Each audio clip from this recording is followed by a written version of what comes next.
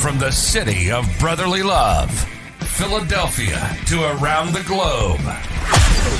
You're listening to Shark Bite Biz, your exclusive place for business strategy, sales, marketing, and tech in the roaring 20s. And now, here's your host, David Strausser. I'm your fabulous host, David Strausser, and it's time for another incredible episode of Shark Bite Biz, your place to learn how to grow a business during complete chaos. You all know the storyline by now. Each and every week I come in and pretty much the first words I say is, I got an amazing show for you all today. Well, guess what? Today, I got a superb show for you all today. Why? Well, because I do. It's just one of my favorite types of episodes where I really get to mix business and pleasure. I guess you can kind of say my pleasure is business, yeah? So, all the fans out there, though, you all know, everybody that's watched the show, I love tech. I'm a huge techie. I live on the edge of bleeding edge tech, whether it's cloud gaming with Google Stadia or now Amazon Luna, or maybe it's mobile devices, networks. I have my own cloud server here in the house. I just love shiny new tech things that maybe they have perfect vision with the product launch or the service launch, but in reality, when you actually get down to use them, they fall a little bit short and they're probably just as imperfect as I am. It's kind of like my beloved Philadelphia Eagles, you know? They look good on paper, but as the season played out, whew, not so good. Well, with all the big news that we've had this past year or so, with 5G being in the headlines, mostly around some crazy theories out there, and also with Elon Musk, Starlink, grabbing, more and more headlines every couple months as that service keeps improving. And who can really forget about T-Mobile and Sprint merging to finally give at&t and Verizon some real competition? I felt right now was probably the best time that we could really just have a good conversation about what is going on in the wireless industry. Data is ever so important in our reality. Work from home, virtual schooling. It's really crazy how much data we are consuming right now during the pandemic. And, I've got to give a shout out. This is a bad shout out, but I've got to give a shout out to Comcast, because in the middle of all this that we have going on, everybody's favorite corporation, Comcast, has just announced that anybody who is not on their unlimited plan is now locked in at 1.2 terabytes per month for their data usage. If you go over that, you are going to get overage charges. This is insane. This is the wrong time to be launching a data cap. There is no reason why Comcast needs to enforce that. No logical business reason, and fattening the wallet of their shareholders is no longer acceptable in 2020. I don't think this is good for us at all, especially if you think about it, because most places actually have just a monopoly or a duopoly or a triopoly for their internet service. It is very, very limited. Now, hear me out. Am I saying that I think everybody should have free internet? No. Everybody should pay for internet, but when you are talking about broadband, you're talking about a physical tethered connection to your house, probably fiber optics, but whatever it is, it's high-end broadband, okay? That should be unlimited if you're on tiered plans. I mean, maybe if you're going with a bottom line, cheap plan that's just basic service, opt into something cheaper, data cap, okay, I'm all for that. But for most people, with how much they have to pay and the limited choice that they have, there should be no data caps whatsoever. I think this is so regressive and against what we need as a country with this pandemic going on. I don't know what they're thinking. It's pretty crazy, but whatever. Okay, let's get back to today's guest because we have an awesome guest today. Good friend of mine. His name is Hugh Odom. Hugh Odom is a former at&t attorney for over 11 years and the founder and president of Vertical Consultants, a telecom consulting firm that has provided consulting advice for companies like Walmart, Disney, governmental institutions like the United States Postal Services, New York Housing Authority, Veterans Affairs, the City of Atlanta, and the City of Charlotte. You can share the evolving story of how the telecom industry, both service infrastructure and cell site locations, has and will become more crucial based upon the COVID-19 pandemic and the quote-unquote new normal that will result after COVID-19 has run its course. As the founder and president of Vertical Consultants, Hugh wants to demystify not only what is being reported in the news, but what is going on behind the scenes inside companies like at&t, Verizon, and T-Mobile. So without further ado, let's bring Hugh on in here. Business operations. Hugh, welcome to Shark by Biz. So glad to have you here today. Thanks for the opportunity to be part of your program. We really welcome the opportunity. Oh, no problem. I'm really excited about this episode because I'm big into tech, bleeding edge tech, and your work in the mobile industry has me really excited. So I know who you are, but why don't you tell all our viewers out there on YouTube, on Spotify, iTunes, out there listening, who is Hugh? My name is Hugh Odom. I'm the president and founder of a company called Vertical Consultants. We've been in business for about 10 years now.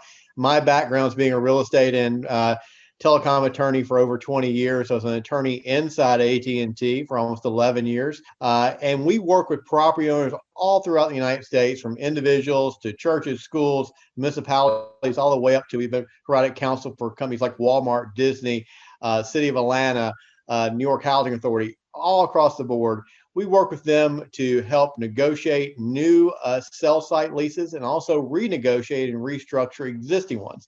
Our focus is to try to get the best economics for our customers, our clients, in those agreements, and also protect them with regard to their overall properties. Wow, that's great. And this day and age, being mobile, global pandemic, all this stuff, I mean, having cell tower sites is probably pretty important, I'd say. Yeah, it's become, it's the backbone. I tell people, besides food, water, and air, the thing you rely upon most every day is communication. And that communication is usually through a mobile device that you're holding on to.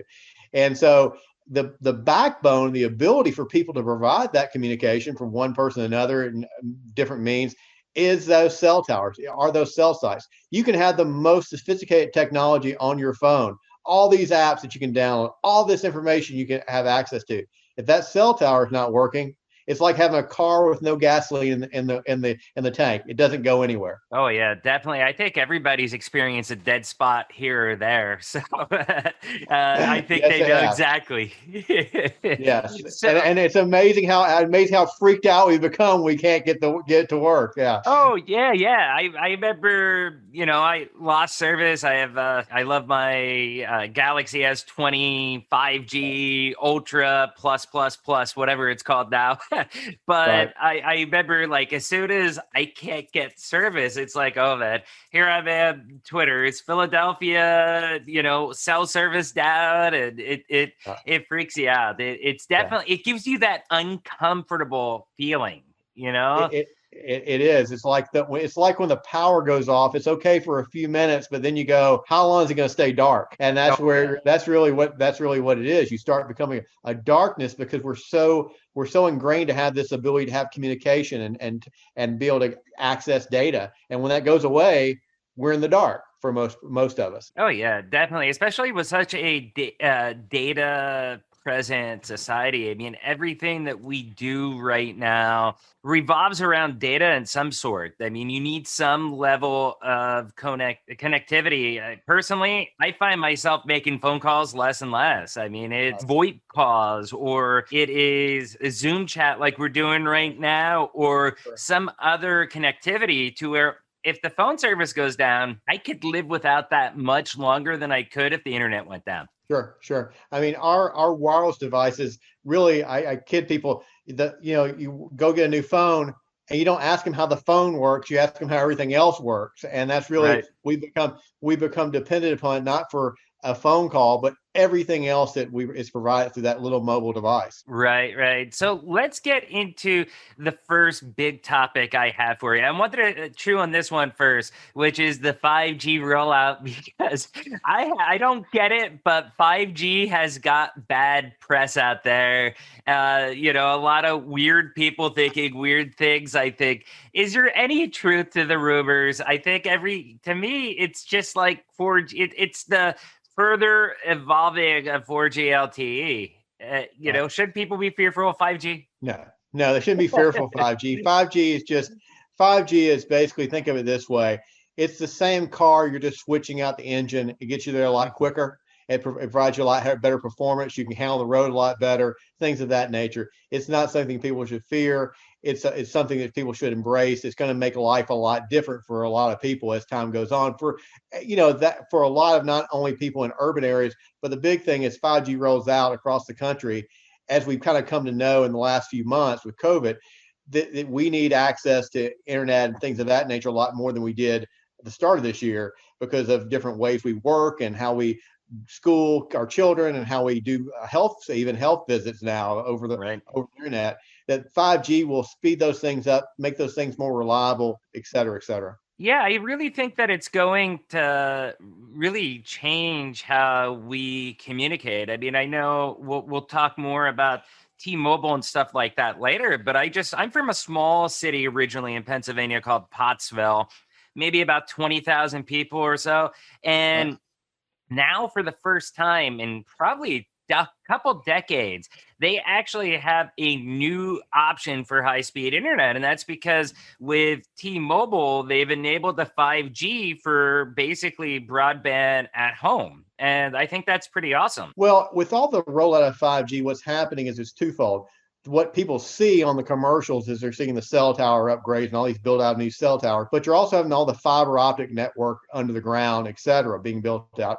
And that allows it a lot of tie-in for homes and other businesses to tie into that fiber optic network that's being laid out as part of the 5G network. So what we're doing out there, what's being happening out there is you're building more and more infrastructure. When you build more and more infrastructure, it's kind of like going and driving on your highway, and you have a 4-lane highway, and then it becomes a 6-lane highway. What happens? Right. You got a lot less traffic, right? So that's what this infrastructure is. You're just making that highway a lot wider, a lot more available for more cars to travel. And when you have more room, you can travel at higher speeds as well. How big is that difference between like 4G LTE versus 5G? I mean, is that a proper like analogy that you just gave, where it's 4-lane to 6-lane, or do you think it's much wider than that? Well, there's many points, but there are two big points. You're talking about speed, and right now we're in the initial stages of building out the 5G network. So we're talking about when it gets rolled out completely, you're talking up to 100 times faster, than it is right now. That's number one. Somewhat related to that is latency. So latency is like, think of pushing a button. You push a button, you have this little bit of delay. That's the latency. What happens is that latency gets diminished drastically. So that's where you talk about have self-driving cars, self-operating equipment, because you can have that latency point narrowed tremendously. So that allows you that. So you get speedier movement of data, but you also get a diminishment of latency. So those are the big two things. So you're going up, when it all gets rolled out, the predictions are somewhere close to 100 times faster and a tremendous diminishment in latency time between once you push the button and it actually reacts. Right. And the capacity as far as how many connected devices can be Sure. on that is drastically increased as well too, right? It is. It is. It's dependent. That varies a little bit based upon how the network is laid out. But yes, you can. So you're going to have the ability to basically think of it having more outlets in the wall. You can plug in more Right. devices. That's basically the other part of it, connectivity. Okay, that makes sense. So, one of the topics that you just talked on was about, COVID, telemedicine, stuff like that. An interesting story I saw maybe a couple of weeks ago, I think it was with the fires that were out west, where people were using Starlink, for example, for fighting the fires out there, the first responders in the fires, they were using Starlink. I mean, that sounds like a perfect situation for, mobile infrastructure with 5G to be, if it was out there capable at the time that it could have really fit those needs during an emergency situation, right? Well, the biggest thing that's a good example. But the biggest thing right now is we've gone from an understanding that most people thought,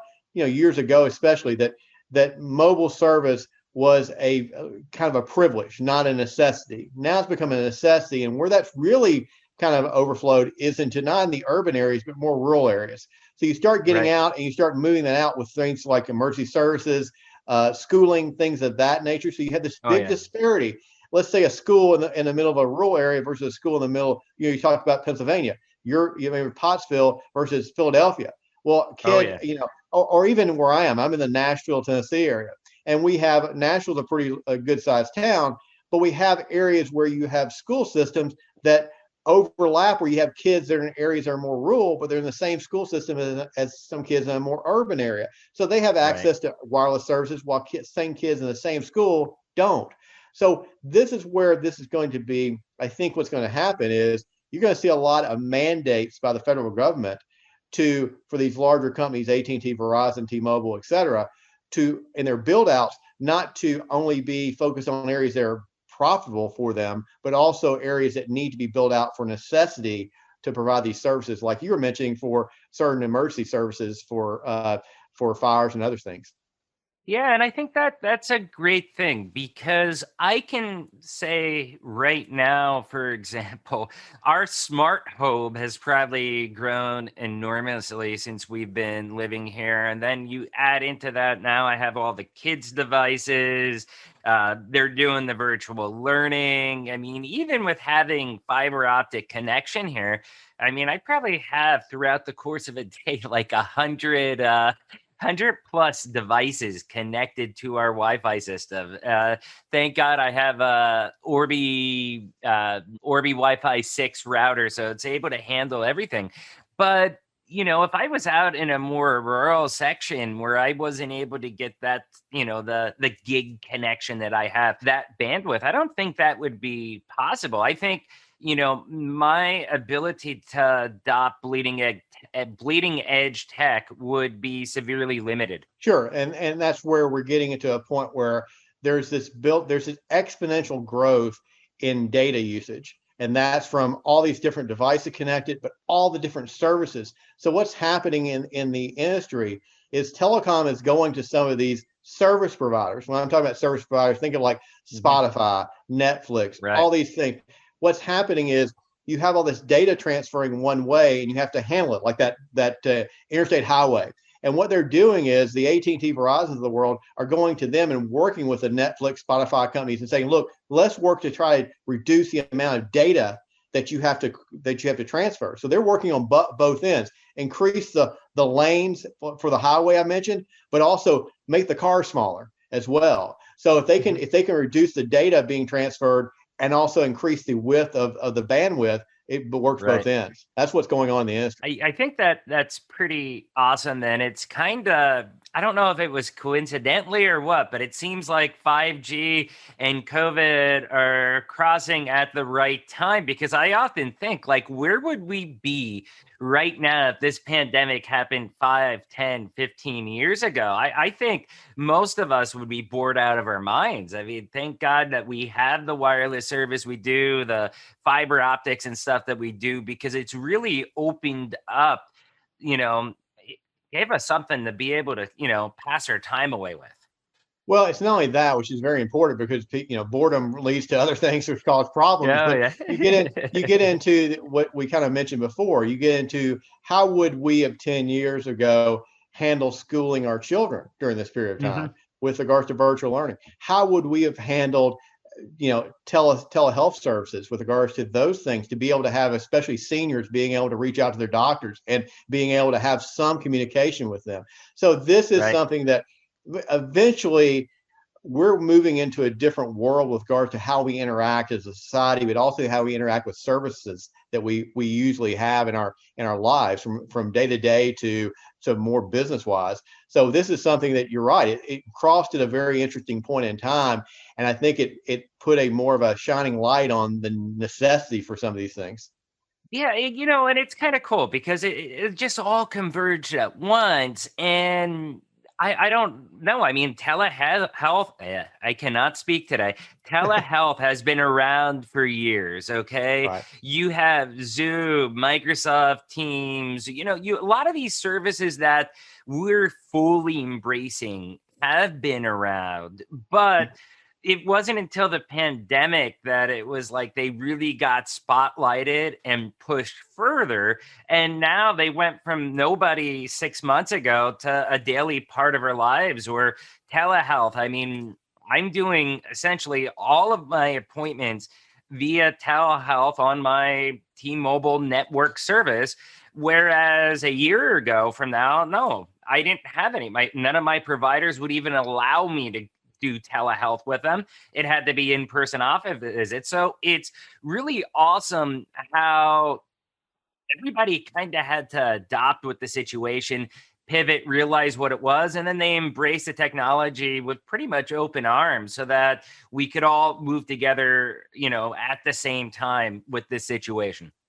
Well, what I kind of look at it is I agree with you 100%, is that what's happening is you have the generational gap. And what we see is a lot of generational, let's say 50 or above, were hesitant about using certain services that were internet-based, mobile-based, because they were unfamiliar with it. Number one, they thought issues with it with regards to privacy and things of that nature.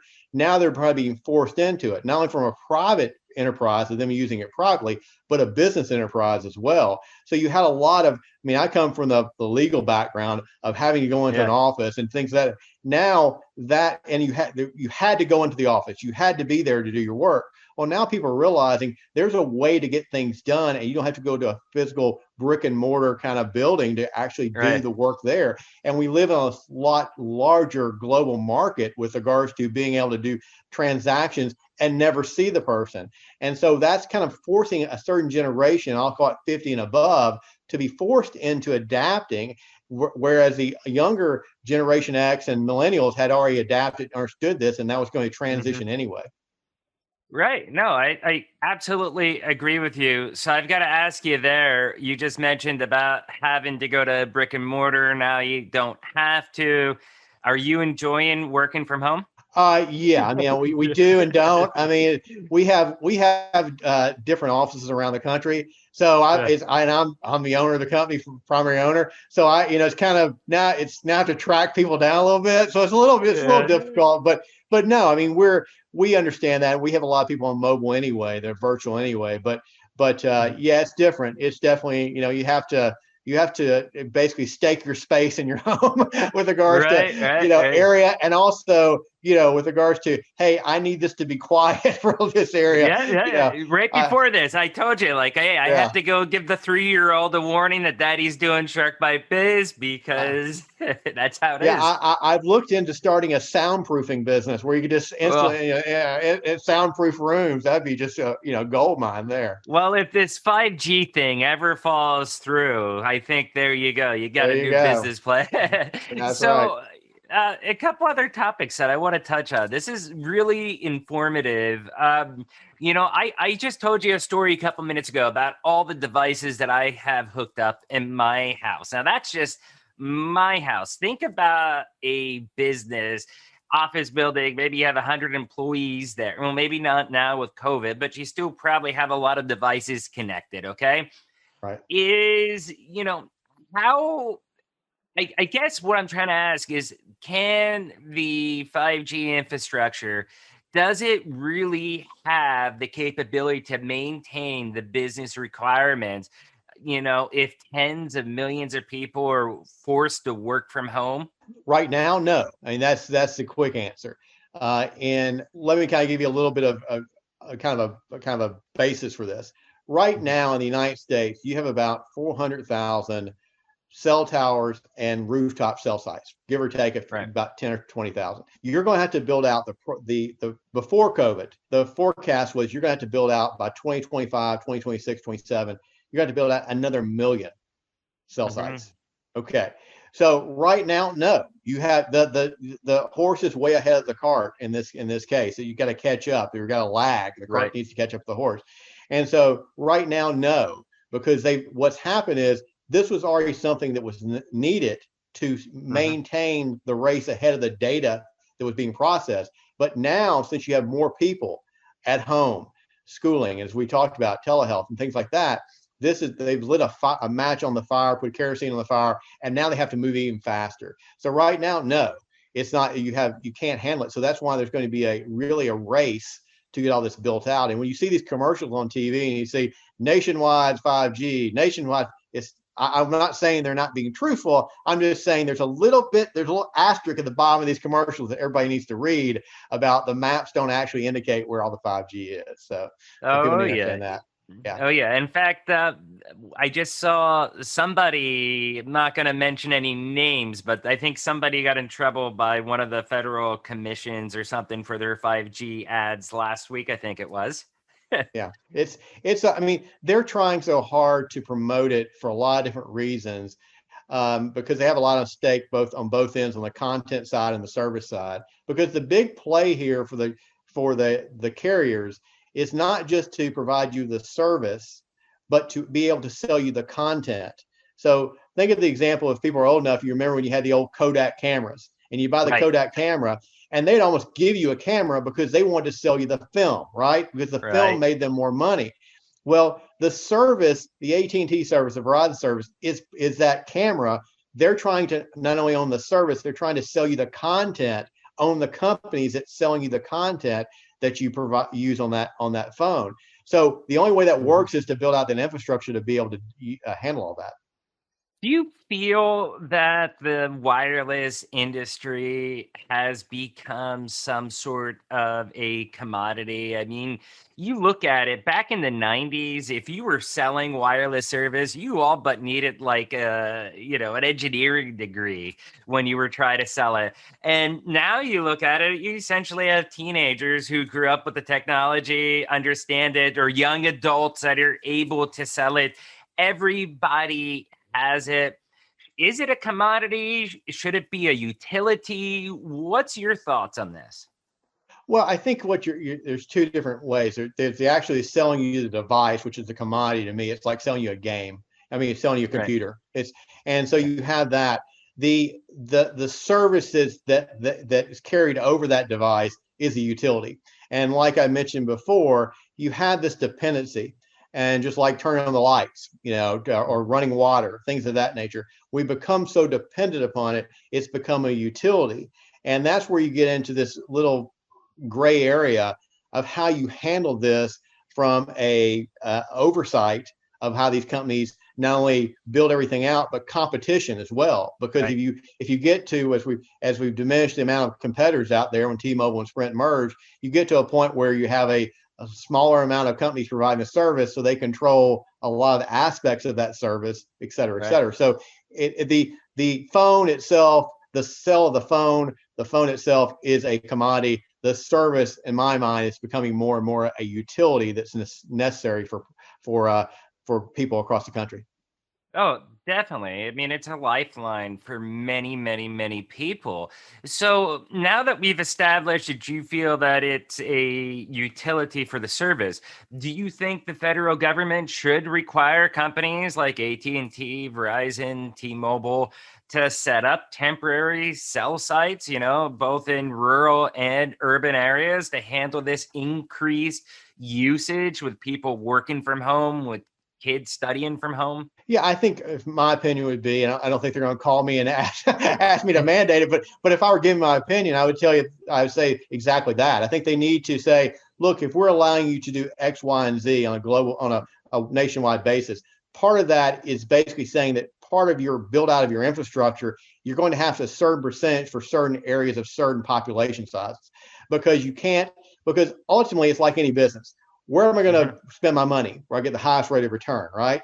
If I Right. just focus on those areas, I'm leaving other areas that basically don't have service or availability to 5G. So you have to go and say part of this is allowing you, the federal government, part of this is allowing you to build out your network, but also you have to look for the overall community as well. So I think that's Right. definitely going to be, I hate to say use the word mandate, but it's going to be part of the deal points. Right, right, right. Understood. So I've got to ask this out of curiosity then. As far as cellular companies, the way that you feel with the utility section of it, maybe some of those mandates, do you think that, the big telecom companies should still be private companies, or do you think the federal government owes some responsibility to be in charge of rolling this stuff out, or do you think just having the regulations fine? No, I don't think the federal government should step in and basically control wireless services and things of that nature. I don't think they should take over. I think they should set certain parameters with Mhm. regards to, as I said, how it rolls out, how infrastructure is built out. But they also need to have certain. I think one of the big things with the T-Mobile Sprint merger recently is Mhm. trying to get another competitor through Dish coming in and trying to get them maybe an easier pathway to build out, so there's not a concentration of control by three big companies. And I think that's what they really need to. If you have more competition, I think more competition is really going to drive it. And you may have certain competitors that are focused on rural areas and things of that nature, and have certain subsidies from the federal government Mhm. to do that. So I think that's part of it. This is you have to, we work a lot with property owners and negotiate on for our side against the telecom companies. Right. This is very much like the oil and gas industry of the turn of the Mhm. 20th century. And you think about how Yeah. that rolled out. There was this big, turn of the 20th century, these oil companies going out and getting all this land, building out this, profiteering and all this. Eventually, the federal government came in and said, look, we have to protect everyone that deals with this. The people on the back Mhm. end that you're selling the oil to, the people that you're leasing the land from, et cetera. So I don't think that it'd be like the federal government taking over the oil and gas industry. I don't think that's advisable. I don't think this is advisable like any other utility. Yeah. Yeah. No, that makes absolute perfect sense. With the Sprint T-Mobile merger that you were just talking about, what do you think about that? Do you think the consolidation, Sprint and T-Mobile, is ultimately a good thing for consumers, or if it's replaced by somebody like Dish, or do you think it's going to have some negative effects on the industry? Short term, I think it'll have a negative impact because there's no way Dish can ramp up and step in the shoes of Sprint. Sprint's going to leave open in the short Right. term. Long term, I think it's beneficial because I think Dish will be the issue with Sprint financially. They were on some shaky ground, Right. and I think if Right. Dish will be in a lot better position than Sprint would have been, let's say, or Sprint would be 5 years from now if they had stayed Sprint by themselves. So I think Mhm. you're going to see some short-term pain. I think long-term benefit. I think also, I think you need one more carrier in play. I think you need five total. I Yeah. think just it gets you. I think maybe that's maybe not a nationwide carrier, but have maybe again we're talking about the rural areas, maybe some more regional, and then growing into a nationwide carrier. I think that helps out. You have some competition Okay. there as well. So Like there's a a lot of U.S. different. Cellular. Yeah, like a US Cellular, they're kind of, again, they're not, their financials aren't as great as we would think they would be based upon, Yeah. kind of the competition. But if you can get those backed by the government and some incentives there, you can grow that market. There's enough. The industry is huge. they're just, again, it's just, there's some openings for it if you do it the correct way. Yeah, yeah. So with T-Mobile, one of the things that I am surprised about is their previous CEO, John. Basically, I mean, the way that he was able to turn T-Mobile around. I mean, I think that's incredible what he did with T-Mobile and ultimately how it really drove the industry and brought it, you know, I was thinking for years, it was always, in the telecoms, you know, their interest that they had what they were offering, and that was it. It was take it or leave it. I felt that he kind of turned the tables around with all the stuff that he started doing with T-Mobile. They kind of put it a little bit more on the consumer side of things and make things more consumer friendly, like with the unlimited data and all that other stuff. And, I thought he did an incredible job of turning T-Mobile around over like 5-6 year period. Well, I mean, my background, as I mentioned earlier, I was inside AT&T for over a decade. And you learn that, and this is meant no disrespect to AT&T, and even Verizon, because Verizon is a spinoff of AT&T, they're like elephants. They have a lot of power. They move very forcefully and very well straight, but they don't move left or right very well. So if you learn how in the industry become nimble, then you can it's like a mouse running around an elephant. The elephant's scared of the mouse, right? Because it's moving too quick. So if you can be nimble and learn, you don't have to be in concrete. Your feet don't have to be in concrete, and you can move left, right, back, forth. Then you find these places where you can find a market share that the other companies aren't focusing on, and you start building upon that, and it builds upon that, and it builds upon that, and that's basically what T-Mobile did. They took the mentality of saying, look, you don't have to do 1, 2, 3, 4. You can do 1, 4, 2, 3. So you can go a different route. And that's what ultimately any good business does. They realize that you don't have to vacillate, but you have to be flexible. And you have to look at what your customer base wants and how to take advantage of that. The failed merger with AT&T, I believe, helped out a lot too, because it did give them a lot of airwaves around the country that they were able to use for roaming and stuff. But using that, I think they had an opportunity with that they earned, and because of that, they took it away. They ran with it, and it's amazing. I've been with them for about 7 years. I would never consider switching, because they literally went from like the worst customer service to the best customer service. I think they've been great. So now I want to chat about your business. Okay. You have a very interesting business model where you help people lease out property sites for mobile infrastructure, correct? Correct. So as I mentioned earlier, we've been in business for 10 years, and our backgrounds, people that make up this company, been inside AT&T, Verizon, T-Mobile. That's where we come from the legal side, the real estate side, the engineering side. So we cover the three big aspects of the business.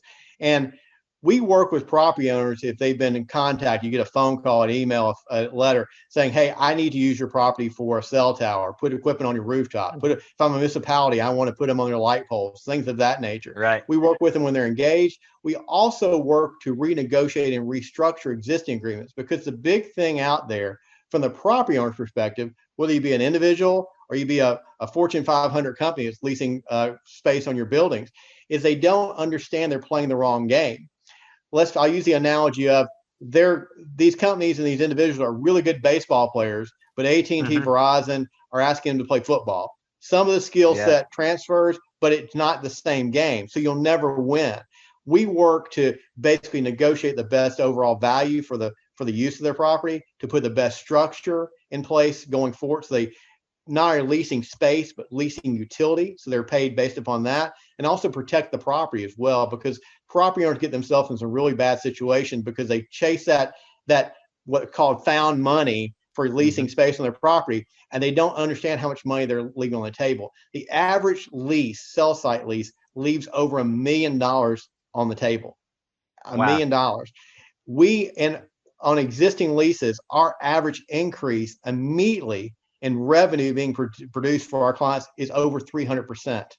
Think about that. Where do you get Wow. 300%? Because we understand how to look at this from a utility perspective and not a real estate perspective. You're not leasing space, you're leasing utility.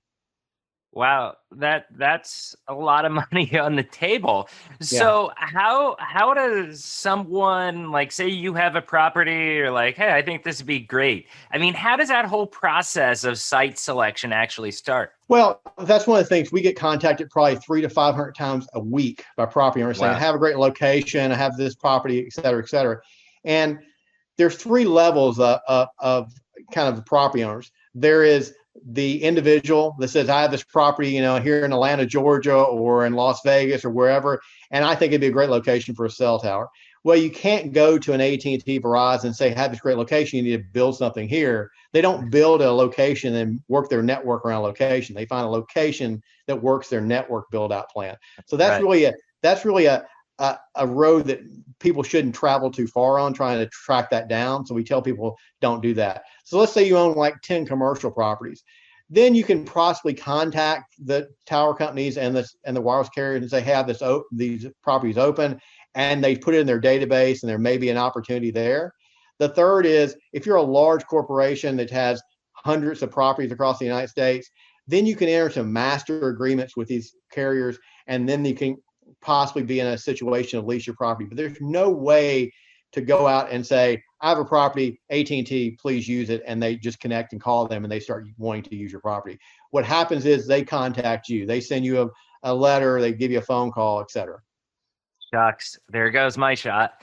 Well, but here's the silver lining. As I mentioned earlier, there's about 400,000 cell sites right now. There's 1 million that's going to need to be built. So think about that. So you're going to have an opportunity to. There's going to be the odds are long, but they're going to get shorter. That doesn't mean that everybody's going to get something on their property, but you're continuing to have to build out the infrastructure, because what you need is densification of the network. So you just need to get more and more sites. So does that mean your odds went up? Yes, your odds are still very long on getting something on your property. But what you need to know is, once you get that phone call, once you get that letter, is to make the best of that opportunity. So I don't know if you can disclose this or not, but give us an idea. I mean, if you do get one on your property, I mean, what's kind of like an average contract look like? Well, just kind of give you a general, what you're looking at an agreement that's going to be for between 25 to 30 years. That's when they're going to want you to commit to. What people contact a lot about and say, hey, I'm in Los Angeles, or I'm in Atlanta, or I'm in Chicago, or I'm in Topeka, Kansas, or wherever. They say, what is the market rate for a cell tower here? And there's no such thing as a market rate. You have to look at each individual situation. It's like saying, what is the value of an oil well, right? Yeah. It's like how much production is being generated, right? You can have 10 oil wells within 5 miles of each other. They all have different values. That's how these companies valued on the other side. So, but you're looking at the value of a typical cell site lease over the life of it, over those 30 years, can range from the hundreds of thousands of dollars up to the low million. And then, but in general, what's happening, but here's the problem. If I come out to you and let's say I'm a tower company, and I say to you, I'm going to offer you, just throw out a number, $2,000 a month, a 3% escalator, and I want a 30-year term, right? Yeah. So, and I want to put my cell tower out there. Well, now what have they done? They've got you to fix their cost, because no matter how valuable that site becomes, all they're paying you is $2,000, 3% escalator over the next 30 years. So if I came to you and I said, look, I'm from Exxon, I want to put an oil well on your property. I'm going to offer you $2,000 a month, 3% escalator, and for the next 30 years, I get to keep all the oil. Your first question would be, how much oil are you going to have, right? So you think of this as, again, not structuring based upon rent, but structuring based upon value being derived. And that's where people make the mistake, is they think about rent and don't think about overall structure. This is a utility agreement and not a real estate agreement, even though you're leasing space. Wow, that's really great, because it goes back to the discussion that we were having generally about the wireless industry being a utility. Here we are, on the infrastructure side, and we're talking about it as a utility. This was awesome. Yeah, it is. It's way. I mean, we get to try to people to play the right game. Again, they're playing the wrong game. Our first discussion with people is very simple. Don't worry about what you've been offered from an AT&T, Verizon, whoever. Understand what you're offering them. Simple. It's just the difficulty of this is people are unfamiliar with the industry. Our job is to get them more familiar with the industry and think in a bigger picture than just think about rent. Wow. Hey, Hugh, this was an amazing, amazing interview. Thank you. It's been very informative. I've learned a lot of things talking with you today. Do us a favor, all our viewers, listeners out there, how can they get in contact with you?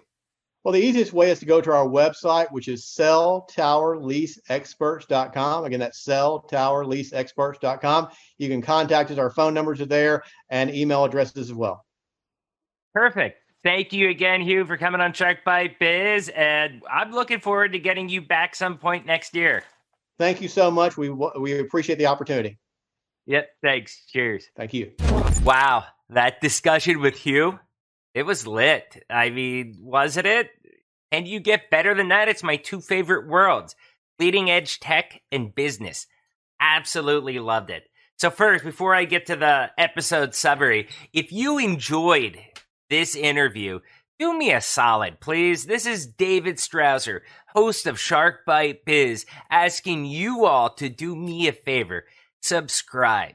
Doesn't matter where you're at, okay? Smash the like button, smash the subscribe button. If you're watching on YouTube, if you're watching on Spotify, iTunes, Google Podcasts, Deezer, Stitcher, iHeartRadio, Amazon's Audible, wherever you're at, smash that like button, smash that subscribe button, give us a 5-star rating.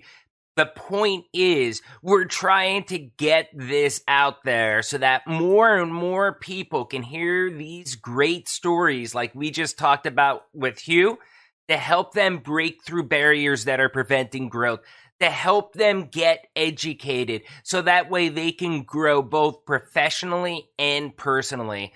So share this episode out to your whole network. Doesn't matter where you're at, LinkedIn, Twitter, Facebook, any of the other, social medias out there. Let's just get Shark Bite Biz trending on social media. That's my goal. Use hashtag SharkBiteBiz. Let's get it out there. Tag us and let's build this community together. Now let's get back to Hugh, okay? Seriously, it was a great interview. It was extremely informative. It's amazing how mobile networks, whether it's 5G or even satellite with Elon Musk Starlink, they're providing emergency services to areas that normally would not have internet at all. They did that during the hurricane. They did it during the California wildfires.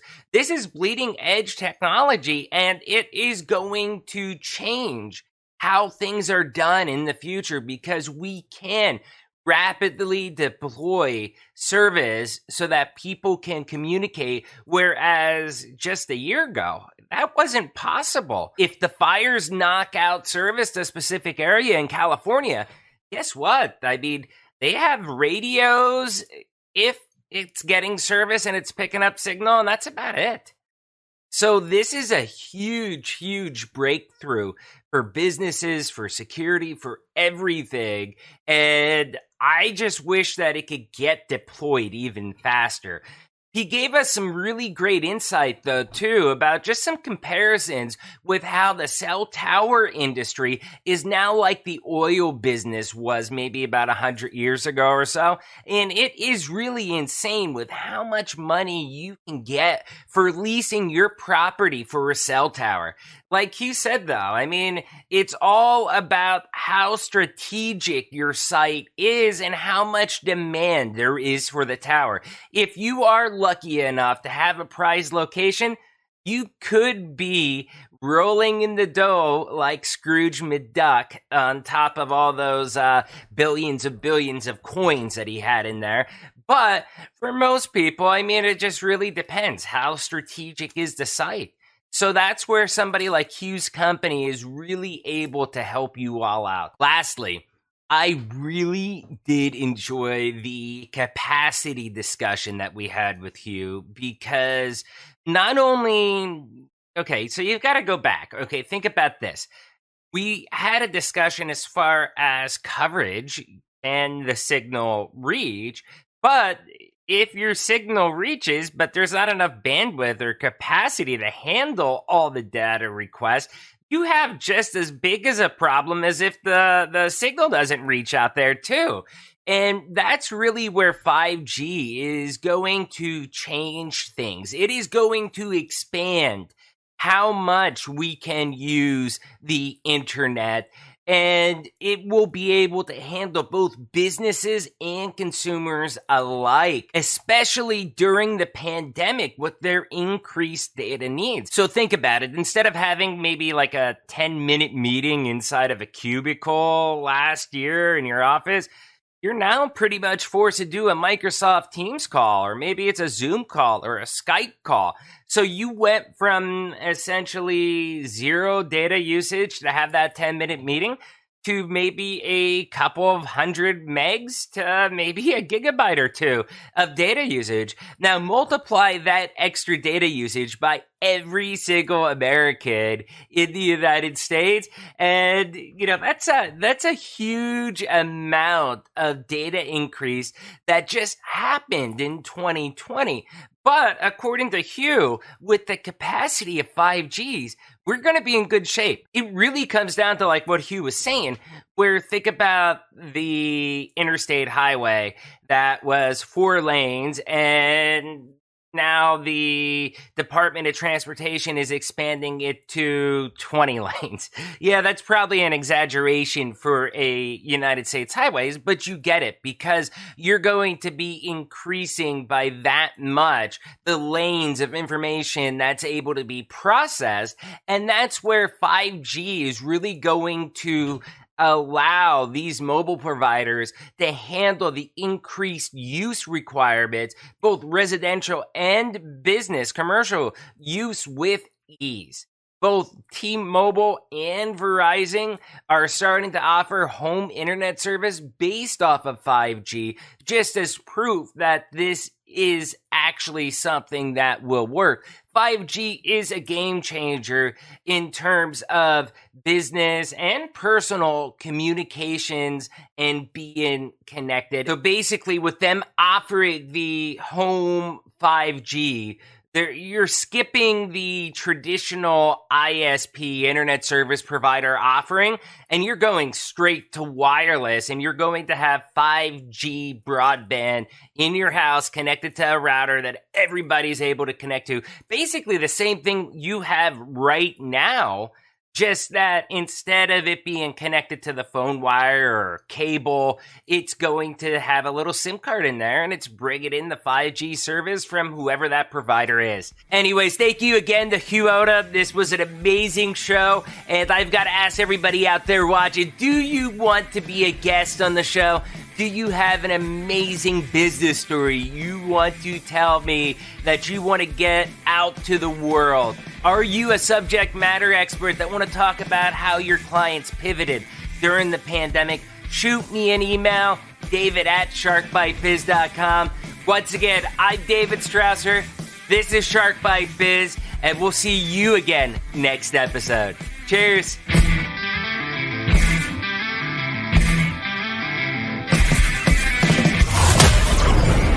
Thank you for listening to Shark Bite Biz.